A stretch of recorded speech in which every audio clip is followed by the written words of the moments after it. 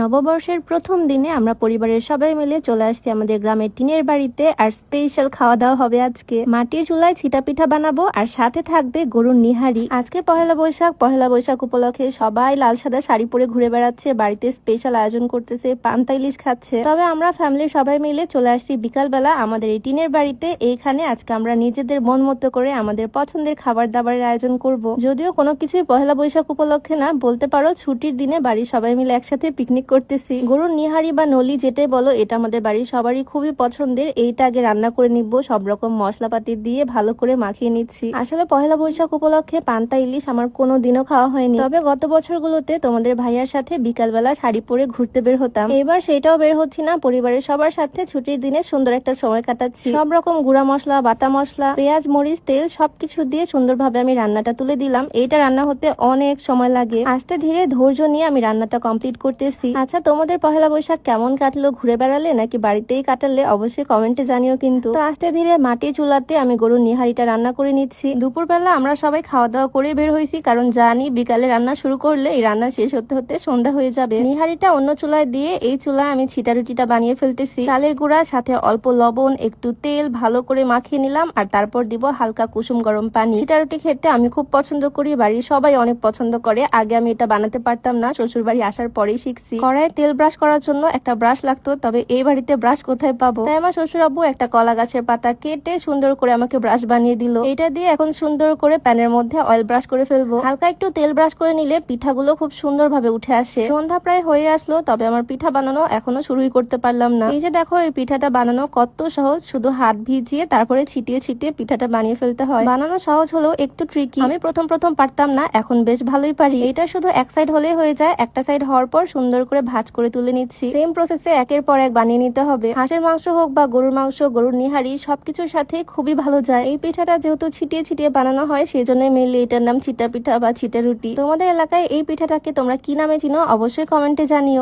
আমি সেম ভাবে একের পর এক এভাবে ছিটিয়ে ছিটিয়ে পিঠাগুলো বানিয়ে নিচ্ছি। এই পিঠা বানাতে গেলে চুলার অবস্থা একদম 12টা বেজে যায়, আশেপাশে একদম ছিটা ছিটা হয়ে যায়। আমার পিঠা বানানো কমপ্লিট, আর এদিকে নিহারি অন্য চুলায় দিয়েছিলাম, সেইটাও প্রায় হওয়ার পথেই। খুবই সুন্দর স্মেল আসতেছে। গরুর পায়া বা নলিকে আমরা নিহারি বলি। এই যে দেখো কি সুন্দর কালার আসছে। চালের আটা দিয়ে বানানো ছিটা রুটির সাথে এই নিহারিটা খুবই ভালো যাবে। একদম ঝোল ঝোল করে রান্না করা হয়েছে। আমার তো এখন আবার কথা বলতে বলতে মুখে পানি চলে আসতেছে, এমন একটা অবস্থা। যাই হোক।